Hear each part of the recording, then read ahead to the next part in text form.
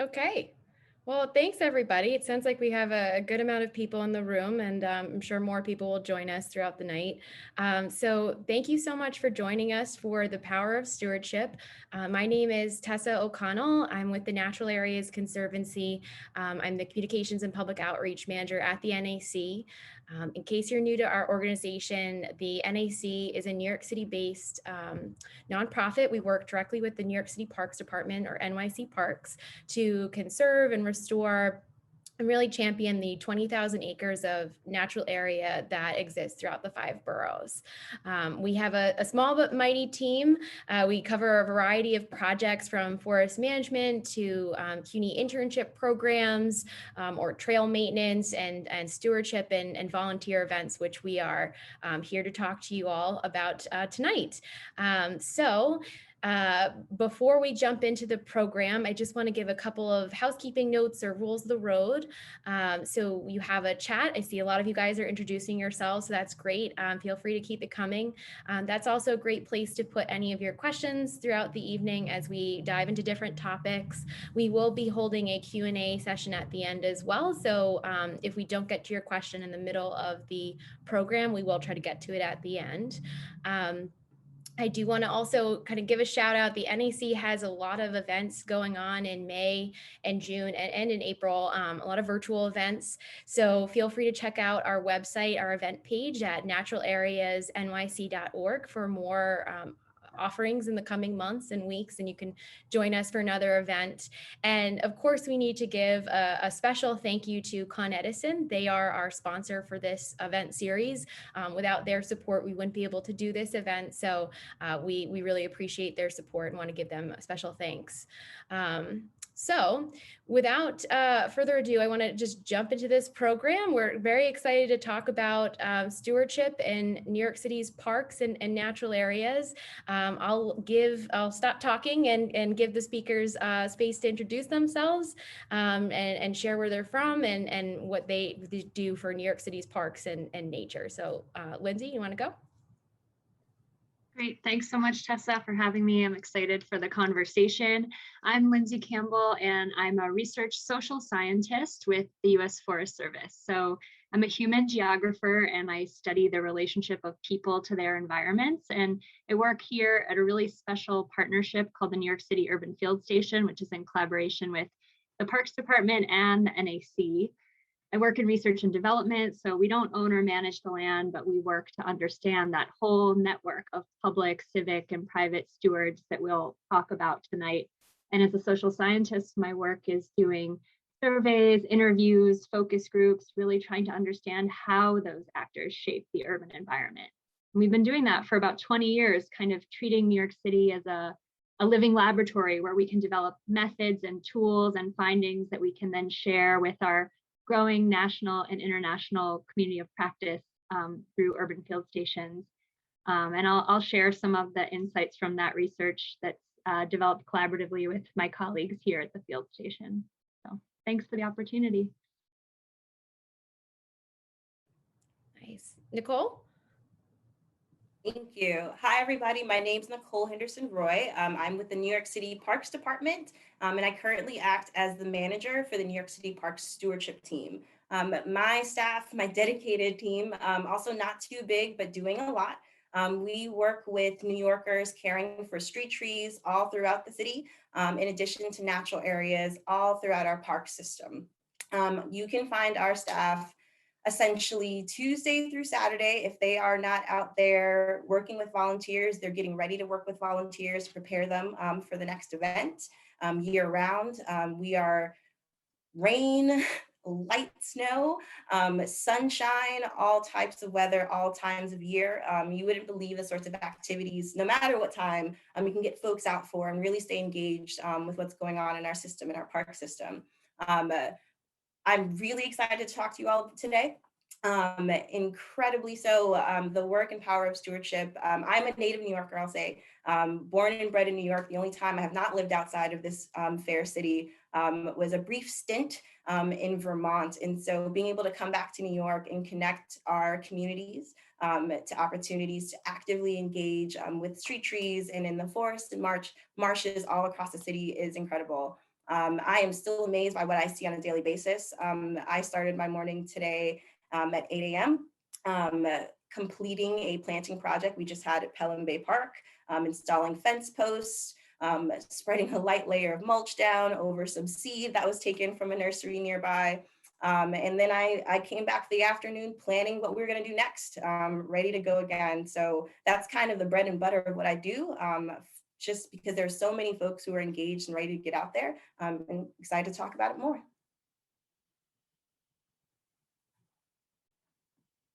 Yes. Someone asked Jason Stein. Yes, we're all on the same team. You ever met Christina, Jay, Luce, Maria, Leslie, Leah? We're all the same but mighty team. Awesome. And I'll be putting some more info in the chat as well. Links to all of this stuff, as I know some of you are asking for, ways to get involved, contact info, things like that. So more to come. And Josh, you want to round it out? Yeah, good afternoon, everyone. I'm sorry, I'm kind of in shadow as we move further into the evening, but my name is Josh Otero. I'm the Trails Community Engagement Coordinator with the Natural Areas Conservancy. I'm a member of the citywide Trails team. We manage and maintain 300 miles of official and unofficial trails in New York City Parks, and we do that in very close collaboration with New York City Parks. There are 40 miles of formalized trail and about 17 parks, and that number continues to grow. My position, I work very closely. Sorry, that was my dog. 1 second.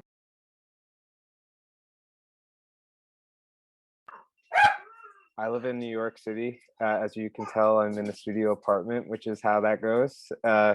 So I work very closely with Jason Stein on the Superstored program, specifically with Superstored trail maintainers.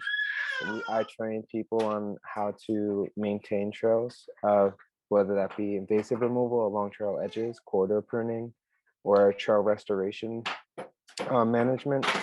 And we get them all set up, permitted, similar to other Superstored, so that they can take care of our New York City trails.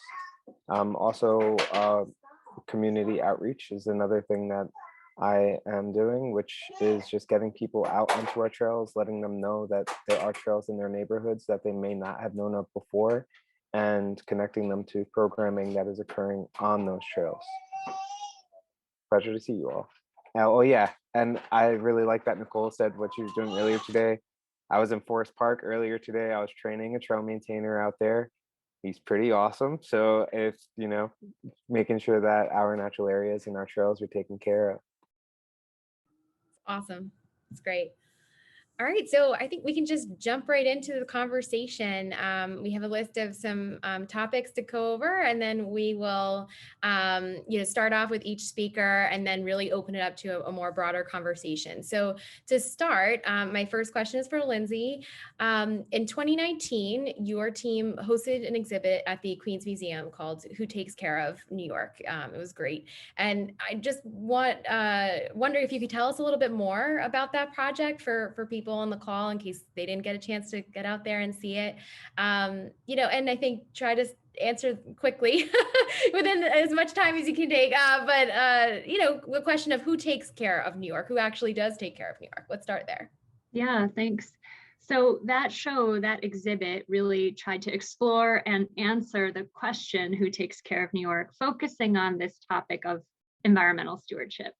And it was a collaboration between Forest Service researchers, designers and map makers at the Pratt Spatial Analysis and Visualization Initiative, and 4 artists. So it was really interdisciplinary. And our goal was to shine the light on the stories of civic stewards. And that ranges from a group of friends or neighbors to local block associations to citywide NGOs that take on this whole range of actions, everything from the really hands-on work that Nicole and Josh were describing of conservation and restoration and management, but also advocacy work and education and the ways in which they transform, shape, and even sort of envision the green, blue, and gray spaces of our city. So we wanted to make their voices and their practices of caretaking more visible and just sort of amplify that. And with that, the goal was to sort of show the public the power to make change in their own communities, that it's not hard to get involved and to do this as well. And so We drew on some of our research data from the Stewardship Mapping and Assessment Project, and I can drop links to that. Coupled that with interviews and storytelling with the stewards, as well as artistic work to sort of bring these faces and practices and stories to life. And, you know, 2019 feels like a long time ago. It was briefly at the Queens Museum, which they have this really special community partnership gallery where outside folks like us can come in and be curators. But during, you know, 2020 and the pandemic year, we worked with the Nature of Cities to turn it into a virtual exhibition that lives online, so folks can continue to explore those stories. They can add their own stewardship stories from all over the globe. So we can share that link as well. Kind of it lives on. Maybe you could ask the question, who takes care of, you know, Youngstown? Or I saw someone calling in from Manila. The question is relevant everywhere. And I'll just end by saying, you know, our work focused on the civic stewards, but I really also want to acknowledge the public sector stewards, the folks who make their sort of paid work and careers doing this, the foresters, the gardeners, the landscape contractors, the park maintenance workers. Like, the civic and the public really work hand in hand. And we, you know, it's not an either or, but a both and approach to stewardship that we need to ensure that that system is sustainable and resilient and, you know, equitable for all into the future. So hopefully folks can explore those links and start to answer that question, explore the question here and in other places as well. That's great. Yeah, links in the chat. And it's great that it's now online and lives on outside the museum, so people can explore that project. And so I think that's a really nice segue into, Nicole, what you do with New York City Parks, running the stewardship program there. You know, you work with thousands of New Yorkers every year, getting them out in parks to volunteer and steward these resources. What do you think motivates people to give back and get out into their local parks?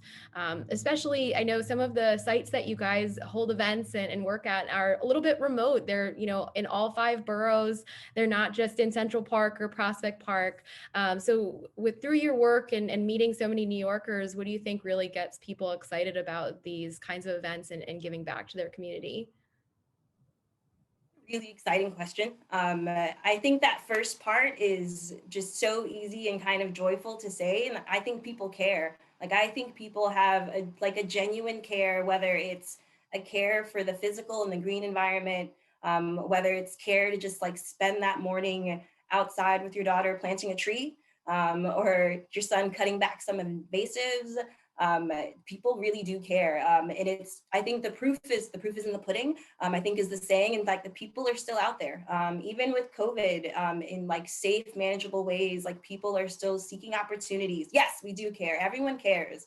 And maybe it's a student who cares about that like community service letter, but that's okay, because we're taking that like 2 or 3 hours of that time and really trying to transform what's happening. And I think that's the reason why people travel. I think very much like not everywhere we go, especially with natural areas. Street trees are one thing. Street trees are our gateway. You know, there is a tree on every corner. If you see like our mulch truck and our staff and like, what are you doing? We'll start talking to you about street trees, and we'll start talking to you about forests, and then wetlands, and then marshes, and then meadows, and everything that falls in between, because it's one.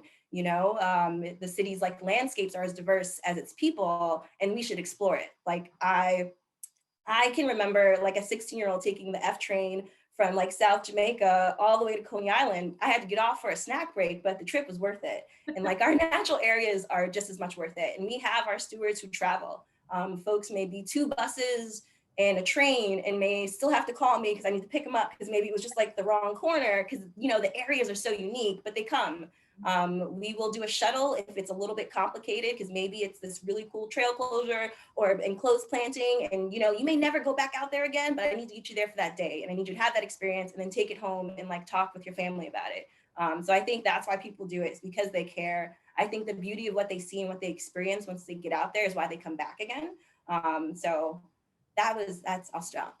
I could keep going, so I'll stop. No, I know it's like it's infectious, the excitement and the enthusiasm. It's awesome. I think again another great segue into Josh. The program you work on is very specific. Nicole works on a lot of different stewardship programs and events all throughout New York City, and Josh, you lead a very specific faction under that, the Trail Maintainers program, in partnership with the NEC and NYC Parks. So could you talk a little bit about that program and some of the volunteers that you encounter and work with on a day-to-day basis? Yeah, the trail maintainer program is just extremely helpful to both the trails and the natural area. As was mentioned, like with other teams, like our team is 4 people altogether, 3 of us, or really 2 now, who are actually able to get out into the field and actively maintain these areas. And that's not included the various like partners that we have throughout New York City that have dedicated staff or are able to get out there. So to have the amount of trails that we have and then have the opportunity to engage volunteers to help with the maintenance of them is extremely helpful. And it's been really nice to walk through each of the adopted segments with trail maintainers because I am learning a lot as I go out there. I, of course, go there with training in mind to give them certain tools and skills that they can use for the maintenance of the trails. But there's a trail maintainer in Alley Pond who has lived in that park she lived adjacent to that park her entire life. She can tell me how things have switched over the years. She has trails that she's been on since she was a little kid. I get to learn about that history that you just can't find unless you're there speaking with the people. There's a trail maintainer in the Greenbelt. He's a member of Protectors of Pine Oak Woods. So he's been out there very dedicated, talking about like traveling vast, like long distances. He takes public transportation from Brooklyn to go out to the Greenbelt just to care for the natural areas. And he's schooling me to the Civil War history from that happened up there. And then recently in another park, there was a trail maintainer who I was able to work with who's 24 years old, and he took time out of his weekend for a training, and just seeing his excitement about being able to engage with the natural area. It's just really nice to be able to like interface with people directly and get their reflections and their understanding, and then also feed off of their passion and excitement to care for natural areas. That's great. Yeah, and I think during COVID, the last year or so, parks and getting out in natural areas to volunteer and get involved in maybe even more specific programs like trail maintainers, or just going out for a trash pickup or invasive species removal has been a nice avenue for New Yorkers to be able to get out of the house and feel maybe productive and get outside and be in nature, and then also feel like they're a part of something and giving back to their community and caring for a resource that has given so much to New Yorkers throughout a difficult time. And so how do you think that COVID-19 has kind of shaped the stewardship experience? And I'll open this up to all of you guys, so feel free to jump in. But I know from safety protocols just to people maybe being more willing to explore further out from their maybe local park because now they're looking for things to do in New York, or thinking of nature not necessarily as in upstate New York, but in New York City there are plenty of opportunities to explore nature. What sort of things have been memorable in the last year, or things that maybe you're thinking about now because of COVID and you're going to incorporate that in 2021 and beyond as we start to get back to normal? I can start. COVID-19. I remember the last event we had of the previous year, which was on Pi Day, a beach grass planting along the Coney Island boardwalk, and news was spreading.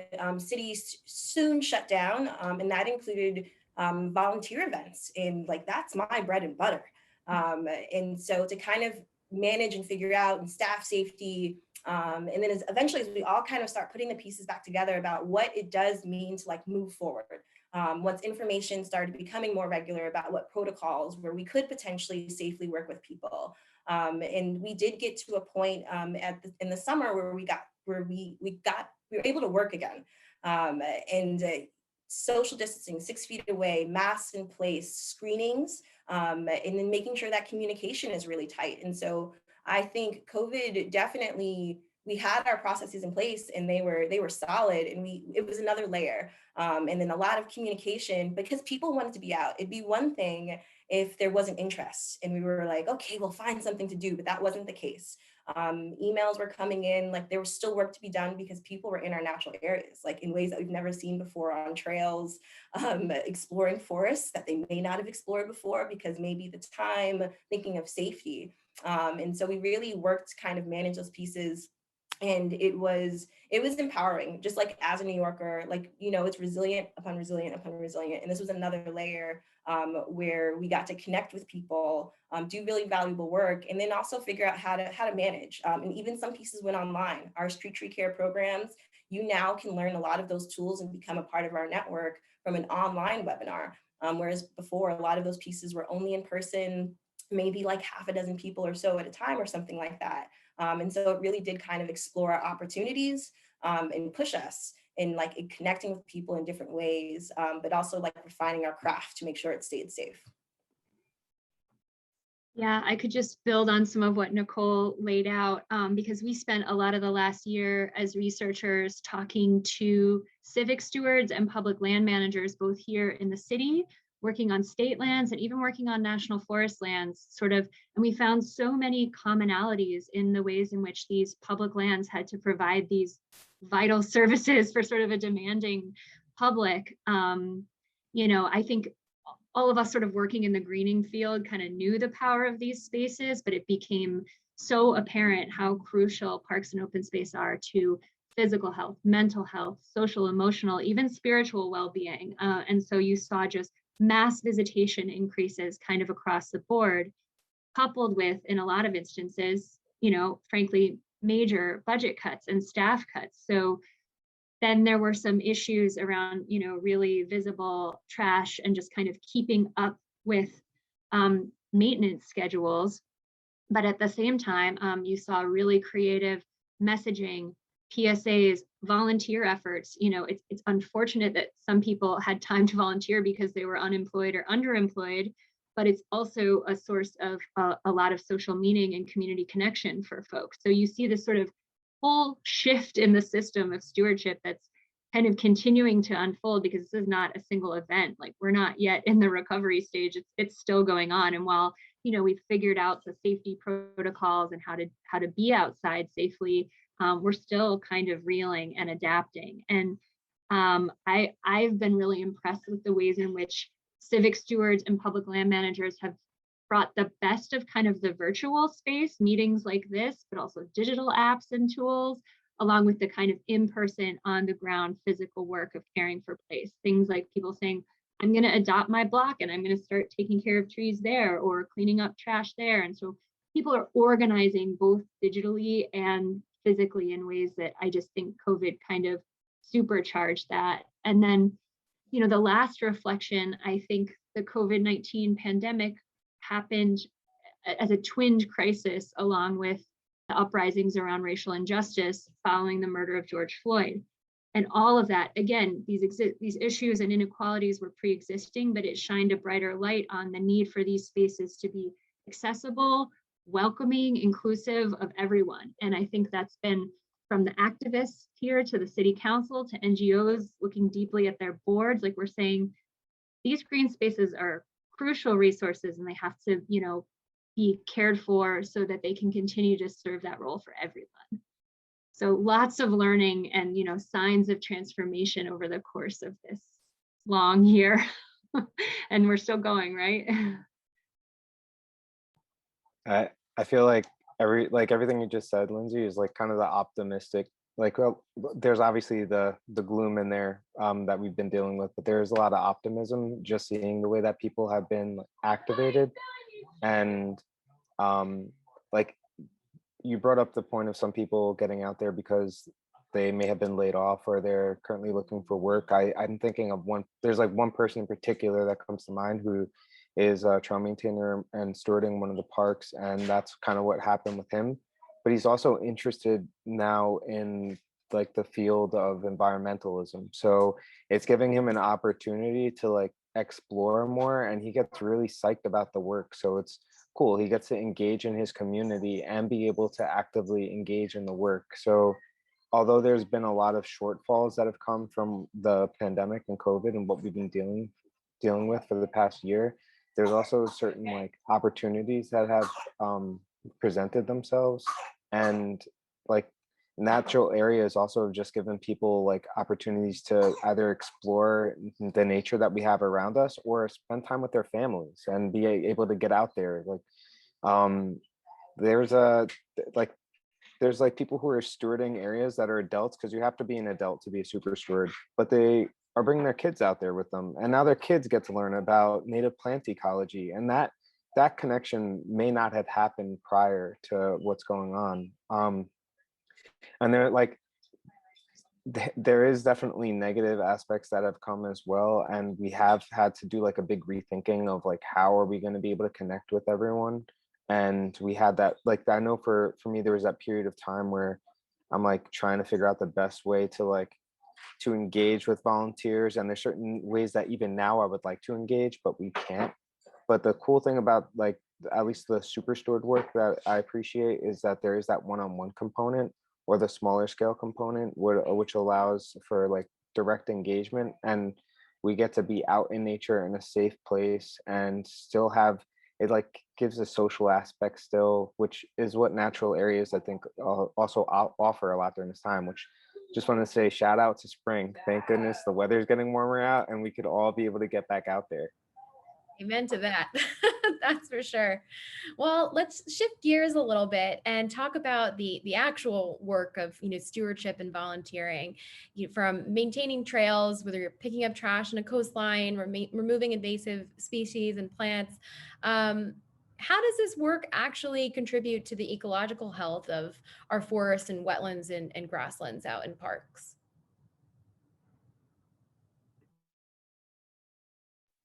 I'll just start with an example as we're talking.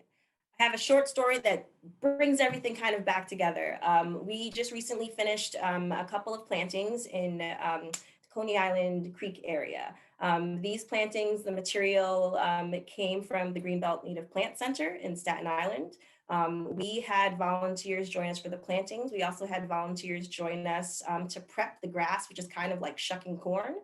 Some of these folks who'd never been to Staten Island before or even done an event with us before, like got on travel, public transportation, came out there to get those grasses ready that would then be planted by another set of volunteers to create a dune and create a buffer in that area that suffered heavily from Sandy. And so I say this to say, like, everything we do has meaning. Like, no one's just putting a tree in the ground. No one's just picking up litter. It all has meaning. Whether we're trying to create a buffer, whether we're trying to increase that tree's long-term life by just removing litter and mulching soil, so that way that community, that pocket has some cleaner air, like everything has meaning. And so it's really great that this work, if someone wants to come out for a day of like sunshine and clean air, that's fine. But everything that they do has meaning and value that gets put back into the system. Yeah, I'd like to just like for the trail work, like maintaining the trails just helps with people being able to access nature, so they could just be out there, and the nicer and more inviting the trails are, the more people are going to want to go and walk on them and be able to access nature. And some of the work that we do on trails, although it's not all necessarily forest restoration focused, things like a removal of invasive plant species along trail edges does improve the condition of the forest. And like I mentioned way back in the beginning, that we have 300 miles of trails. Some of those are informal trails. So we want to restore our natural areas. And part of that is really making the trail network more navigable so people feel safer, they're able to get around easier. And part of that, for the trails that we no longer want to have like open because some of them are just not safe to walk on and various other reasons, we ultimately would like to plant them so that there's a full forest. So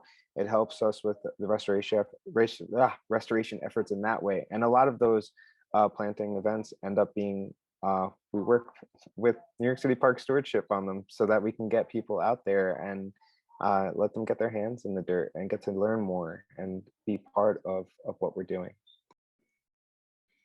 Yeah, and I'll just add that, stewardship groups are not only parks based, they work on across the whole city as an ecosystem. So the impacts really depend on the sites where they're touching down. So you have the green space stewards that are working on street trees, neighborhood parks, or natural areas. You have blue space stewards that work on waterfronts, wetlands, even the bioswales that are in the right of way, rain gardens.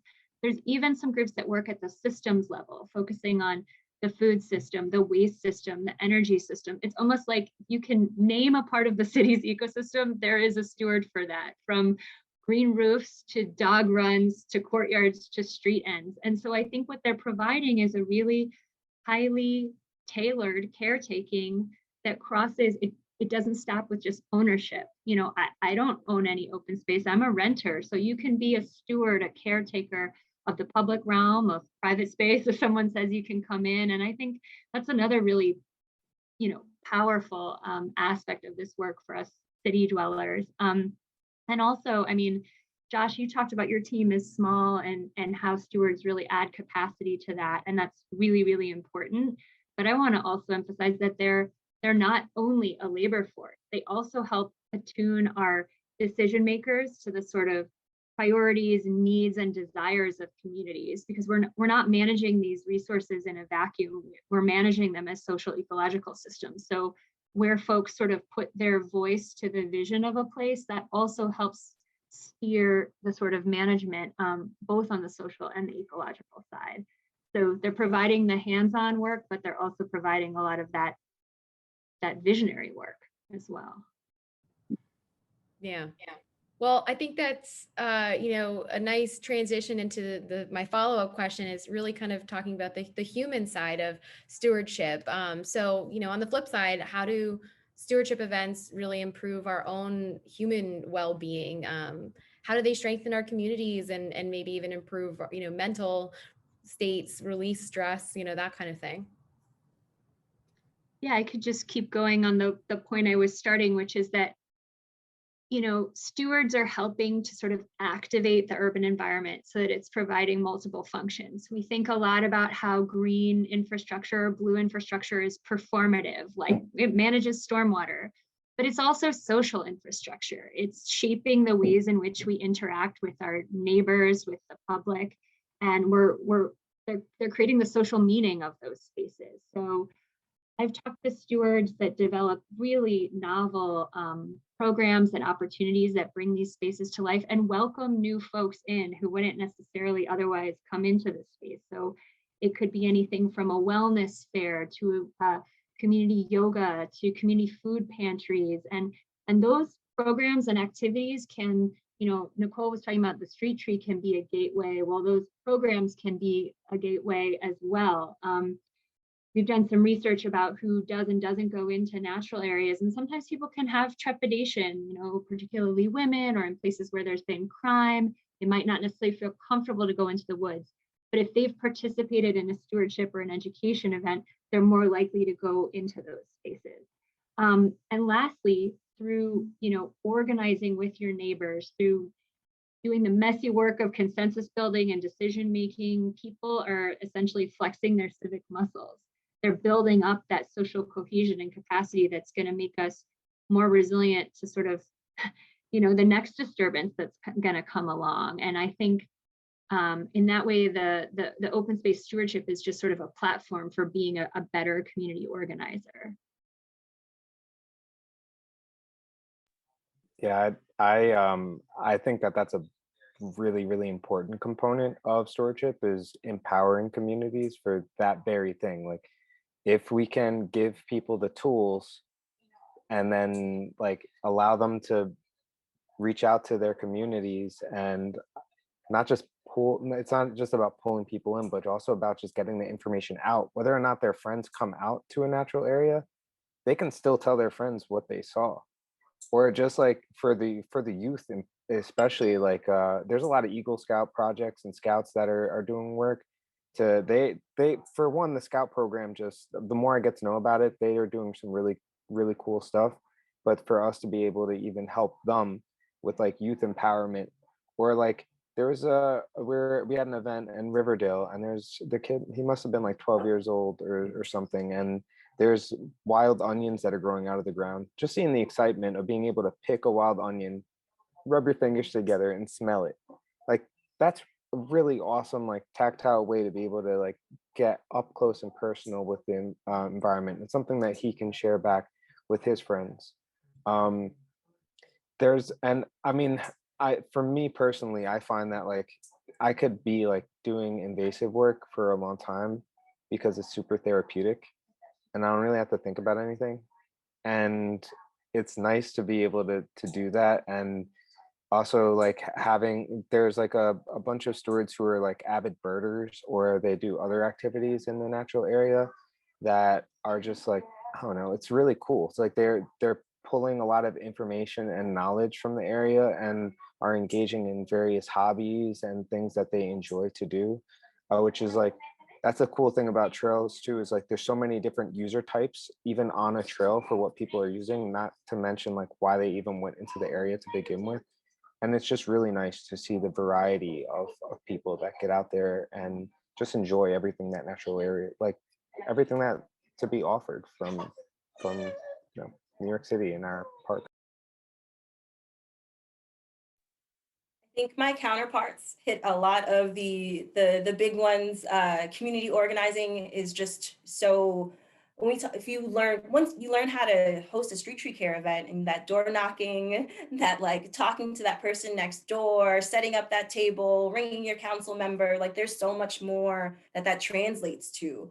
And it really does give back. And the mental and physical, I remember it's remarkable how long I feel like I've actually been doing this work at this point, with like the stories and like with volunteers and things like that. And there's always like a few folks who make you chuckle. And I remember this one woman who accepted a reward at this at a ceremony, and they asked her, it's like, why do you do it? How do you do it? How do you look so good? And she's like, picking up trash. It's like how I stay healthy, how I look good. I like bend down, I pick it back up. And like, that's how she keeps it going. And oh my gosh, Josh, you're talking about people kind of getting lost, especially once it comes to an invasive pull, but the feeling of freeing a tree.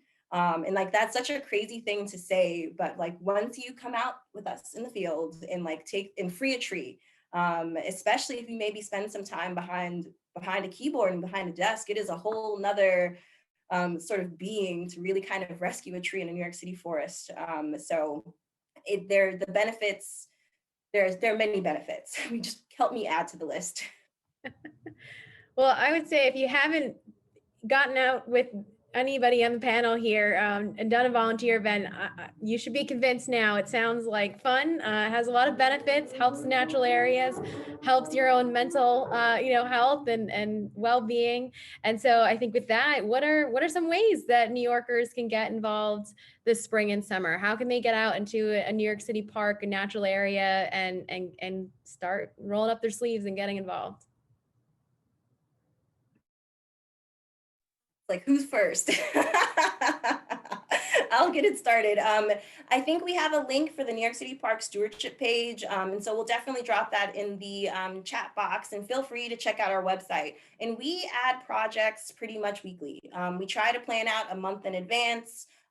Folks have the opportunity to register. You can always just check it out. And then also ask to sign up for our newsletter for information. And I know everyone's like, I don't want to sign up, I just want to show up and things like that. But because of COVID, we ask you to sign up. We work really hard to make sure that if you're traveling 2 hours from point A to point B, that there's the work you signed up for is there, and like you're excited about it and want to come back again. So I really hope people check out that page. There's also within that a link to our Super Steward program, because maybe you don't want to be on our schedule and you want to be more independent and you're a go-getter. And so we host orientations for folks who maybe are more interested in sort of learning the skill set and maybe adopting it at their local park or street trees nearby or something like that. And so we have the accessible events where you just want to kind of get a taste and see what's going on, you know what's on the schedule, but we also have those training opportunities. Yeah, as part of those training opportunities, one of them is to become a super steward. And one of the type of super stewards you can become is a trail maintainer. So if you want to become a super steward trail maintainer, you could attend a super steward orientation, which is led by Jason Stein, and you can opt to become a trail maintainer. After that, you adopt, or I'll coordinate with you. We can get you an adopted formalized nature trail, and I'll join you out there. We'll do a site visit, we'll do a training, we'll check out what's going on the trail. You tell me all the things that you've seen out there, and I could let you know how we can take better care of it. And then you have my support along with stewardship for ongoing maintenance of that trail, and you could just connect with us at any time. And I do want to give a quick shout out to Trudy. I see that she asked a question. Trudy, for spaces like that, you just have to do ongoing maintenance of the invasives. And if that sticks, then there's the opportunity to plant natives, but you want to make sure that you're doing maintenance before you plant natives. And Trudy is a trail maintainer, and that's why I did that. Thank you for attending, Trudy. Awesome. I'll just add, if those parks and NAC events aren't enough for you, you can go and search StewMap. I dropped that link there to try and find groups that are near you or that maybe work on other site types, waterfronts, youth. You can filter by your area of interest. And if you still don't see a group, check out the bulletin boards and the telephone poles and the digital spaces where folks organize in your neighborhood, because new stewardship groups and stewards are born sort of every day. They see a need and they work to address it. And if you don't see that group, there's a lot of resources to help you get started and form your own, both here in New York and in other places. Groups like Partnerships for Parks, the Citizens Committee, IOB, that can help you organize, raise money, and develop your ideas, and kind of take you from just I want to get involved to all of a sudden I'm a neighborhood leader. So you can find the kind of stewardship opportunity that's right for you. But I definitely recommend the events that Nicole and Josh were promoting, because they're just it's so much fun. I go as a volunteer myself, as a novice, to really learn, and they make it so enjoyable. That's great. And I think, we'll wrap up in a minute and head into a Q&A session. We've got a couple of questions in the works. I'll remind everybody, if you do have a question for the panelists, feel free to put it in the chat or Q&A function now, and we'll get to it in a minute. I think it's always nice to end these things on an uplifting note, though this whole conversation has been very inspiring and uplifting. I'm hoping, could each of you share just an uplifting moment, a memorable moment you've had with a volunteer or just doing this work, especially in the last year, that is fun to share or worth sharing here? I can go, because mine is a little more, I thought about this in advance, mine's a little more poignant than uplifting, but I think it fits the moment, which is I recently learned that Partnerships for Parks, which I named before, they distributed 50,000 purple crocus bulbs as a memorial to New York City COVID victims. And I didn't realize that, but my daughter and I had been walking through our neighborhood park. We had seen these early spring blooms. We'd really appreciated it. I mean, I'm one of the folks who hasn't gone many places. I'm really noticing my nearby nature, and seeing those blooms and thinking about that living memorial sort of brought me full circle to the work that brought me to the Forest Service almost 20 years ago, which was the Living Memorials Project that was created after September 11th, 2001. And what that was all about is recognizing the healing power of trees, plants, and stewardship to help us commemorate people, events, and lives. And I'm just reminded of that abiding power. Josh and Nicole talked about it, of being there, getting your hands dirty, working with your neighbors, touching soil, touching plants, and that it really is, it's a hopeful gesture to plant a seed, to free a tree, to plant a bulb, and you're doing it for the future, whether it's one season, or a future generation. And I felt in seeing those bulbs that I could see that sort of intent of the stewards that planted them. And I just sort of said a quiet thank you, because I'm like, you just made my neighborhood more beautiful, more connected, and more full of meaning. So thank you, stewards. Yeah, I can go next. I feel like this spring in particular, watching bulbs come up feels different. I think we all are ready for that sort of rebirth to a degree. Like this coming year and this coming spring feels very different from where we were last spring. And I think that's kind of like my moment. I think as we sort of got to, as the city sort of started to come back alive and we started to feel just elements of what was normal again, even if it was just working with volunteers in the park. I had a real, I think I had a real series of moments, but it's like just the welcoming back. So plantings in the fall at Marine Park this year, that was like a series of plantings, but there were so many community volunteers who were just able to walk on because that site was so visible. And they were able to do something so visceral and real right in their home park, and do it safely. And kind of give back and talk about what that space looked like, and then what it's going to look like 10 years from now. Been able to see volunteers who only through a screen for the past year, and like finally be able to like see them in 3D has been like so phenomenal.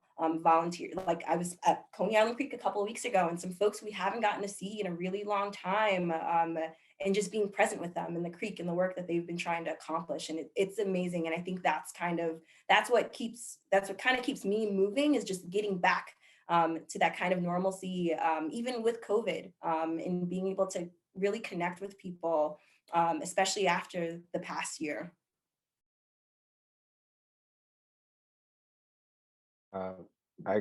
For me, I guess it's I really enjoy seeing intergenerational groups and knowledge sharing between young and old. And there's a group of like for it to become a trail maintainer, you have to be, or a super steward, you have to be 18 plus. But you can still, like I mentioned before, if you're permitted, you could bring other volunteers out. And there's a group in Marine Park, actually. There's scouts, there's there's a scout leader person, and then the rest are parents. And they come out with these scouts, and the scouts are like from like 12 years old. Then they have older scouts that are like 17, and then there's the parents. And I get to see the older scouts looking out for the younger scouts and letting them know what's up, and just like the way that they get really charged up and excited. And then even the younger ones sometimes like, it's raining, I don't really want to be out here. And older ones are like, well, sorry, we're out here. And it's still like character development, and it's cool to see. And like just like the way that they were looking out for each other was really, really cool. And they put in work. It's just, I don't know, I feel like that's the future for all of us. Like stewardship, outside of stewardship, everything, just like that intergenerational communication and sharing is gonna push us leaps and bounds. Awesome. Well, we've got a couple questions from the participants who've joined us tonight. So thanks for your questions. And if you have any more, feel free to put them in the chat before we wrap up in about 10 minutes or so. In the meantime, we've had two different questions, so I'm going to kind of mold them together here for one big question. How do the different players in stewardship kind of work throughout the city and partner? So I know it's not NAC, NYC Parks kind of working in silos. We definitely partner. Our work overlaps. There's park conservancies who do events in their own backyard and their own parks.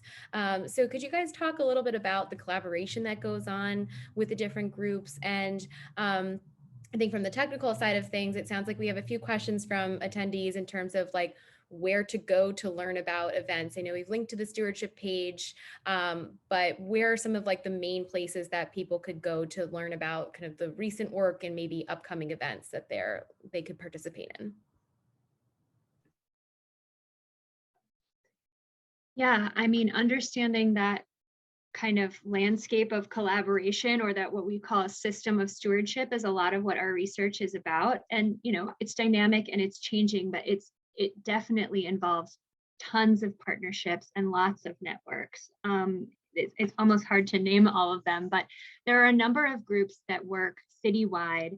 And they're not only city agencies like New York City Parks. There are nonprofit groups that kind of play what we call a brokering role. They're providing kind of crucial resources, information, connectivity to all the groups that they serve. And they kind of depend on the issue area or the site type. So you've got Green Thumb serving community gardens, you've got partnerships for parks, you've got citizens committee You've got all the waterfront-based groups connecting to Waterfront Alliance and HEP, and I mean, we're such a organizationally rich landscape here in New York City. You got the parks and open space partners, which kind of formed as a new network during COVID for people to really start to share information among conservancy partners. For the general public, if you're not kind of, part of a formal group yet, and you just want to learn more about these organizations, you can look at some of them in StewMap. I can also drop a link to one of our report that sort of synthesizes some of these main groups. You can also check out an effort called Nature Goals that Natural Areas Conservancy helped kick off, but involved, I want to say, about 55 different organizations trying to sort of chart a vision for the future of New York City's nature. So, it may feel like groups are far apart, but actually they're sharing information and ideas and sort of resources sort of all the time. And there's this really powerful network of stewards sort of out there working every day. Nature Goals, New York City. I'll drop a couple links while others add to my answer. And so, yeah, depending on the group, depending on where you live, depending on what you're passionate about, you can kind of plug into these neighborhood or citywide organizations that focus on your area of interest. It's almost like a wealth of options that we have to choose from. Yeah, and I'll just emphasize there really are a lot of options to a lot of land. We're not talking about, we're not fighting for work. There is plenty of work to be done. So I think we all have plenty of work. There's lots of coordination that happens. Like Tessa mentioned, even the coordination between NYC Parks, the Natural Areas Conservancy, like we're partnering, we're collaborating. You'll find teams like myself, more focused often in areas that aren't Central Park, that aren't Prospect Park. Like we'll be in parks that, if your aunt from Iowa visits, I don't know why I said Iowa, maybe Texas, someone visits, they're not going to know the name of that park. And that's the park that we're going to be in and we're going to be showing love to. And so there's plenty of work to do. There's all sorts of coordination between a lot of these land managers and practitioners on that side, and then a lot of coordination on the social side, and having resources and partners like the StewMap, and really kind of help us connect those pieces, and everything moves. And that's the other thing to remember with this work, is that it can be so fluid, characters can change. And so that's why having these processes and these partners and these connections really help the work move forward. And I think all of us remembering there's so much work. There's always something to do, something always to teach and to connect with. And so I think once I think of it that way, it's just like, which piece am I going to do today? I feel like Lindsay and Nicole pretty much said everything that needed to be said on that point. The only thing I would add is just communication between groups, super important, like just assessing what our mutual needs are, where we could help each other out, and then like plugging in like that. We got partners, we're all there's like different partner groups throughout the city, and that's really like the name to the game is, how can I help you? How can you help me? We both have the shared goal of improving our natural areas. So many people are passionate about it. So like, let's figure out the best way to do it together. Great. Well, I think we've got a couple questions about just getting involved specifically with street trees or wetlands, or how do I start a group? I would say feel free to contact us after this event. I do believe my email address is in the kind of Zoom reminder emails. And if you have these more like really specific questions, we'd be happy to answer those over email and kind of get you set up kind of on the path that you might want to explore for stewardship specifically. But we'll keep rolling with some of these other questions that have come in and wrap up shortly. So I know we did get a question about the panelists. How did you guys get into this line of work? What drew you to Parks Work Stewardship? And why do you keep doing the work that you do? I'll go real quick because I think it's funny. Lindsay, you had mentioned sort of this like public service. I think I didn't know when I was a kid, but I've kind of wanted to be a public servant all my life, like to serve my city, serve my community. And I think that's kind of where it started. And I just really found a beautiful place in connecting with the green, and in addition to like the communities in the public sector. And so I found I've really flourished here, but I think like there was always this need, this interest, even from shout out to the High School of Environmental Studies, where like my greening right here in Hell's Kitchen in New York City, where that first grew, then going on to University of Vermont before coming back to New York, and so many opportunities to kind of care and really see the city through a different lens. So that was mine. Public service, go.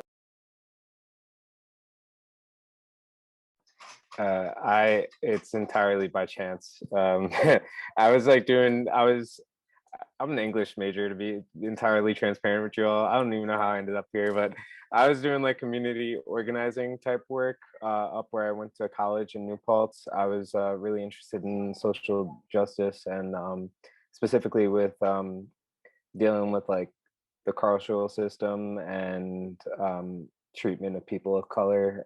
So I was like really into that, but then I all of a sudden like switched, like a light turned on, like, oh wait, we all have our earth in common, so like let's try to like better that so we can all just coexist in a really nice space and find ways like just add more to the lens. And I just really enjoy working in nature. That's really what it is. I really enjoy it.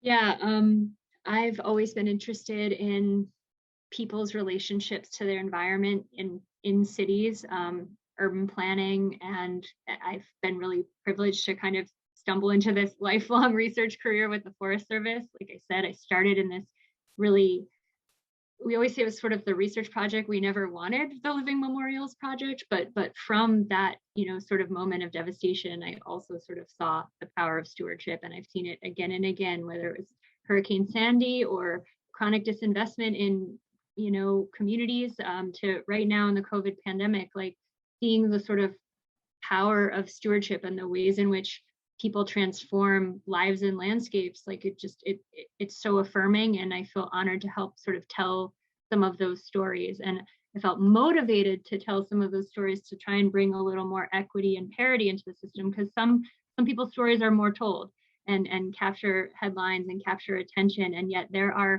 this kind of work is happening in every neighborhood, and just needs a platform, it needs resources, it needs connection to that network that we talked about. So there's so much potential and there's so much more work to be done. I guess, all of us will spend our careers doing this work. That's a fantastic place to end it, Lindsay. So you brought it back around to the power of stewardship. So I think this was such a wonderful conversation. And I think just, speaks to the importance of the work that you guys are leading, the work of our volunteers throughout the 5 boroughs, how important it is for communities and for the individual and for the community and for the natural spaces. So thank you for everybody for joining us tonight. Before we officially hit end, I just want to thank Con Edison again for sponsoring it and making this event possible. And I know there were a lot of links shared in the chat, so feel free to check out all of those resources from our panelists. Head to NYC Park Stewardship page, the NAC's event page for upcoming events and volunteer opportunities. And again, thank you, Lindsay, Nicole, and Josh for joining us tonight, and everybody who tuned in. I hope you have a wonderful evening, and we hope to see you out in the parks sometime soon. Thanks, everybody.